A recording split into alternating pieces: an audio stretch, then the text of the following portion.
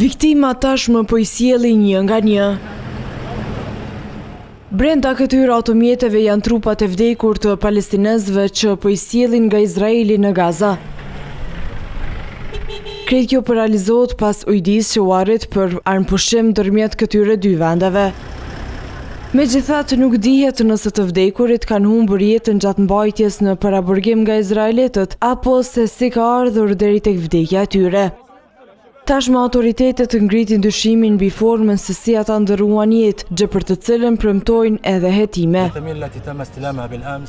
Trupat që morëm dje kanë shenja të kësaj trajtimit. Ajo që po me sytë tanë, duar dhe këmbët e tyre ishin të lidhura dhe sytë e mbuluar, po ashtu po shenja të qarta dhe gjurmë torturash dhe ekzekutimesh. Kjo ishte dje, sot po kryet një ekzaminim dhe po punohet mbi këto trupa të pafajshëm dhe ne po përpiqemi të zbulojmë të krime që janë kryer ndaj pronarëve të këtyre trupave.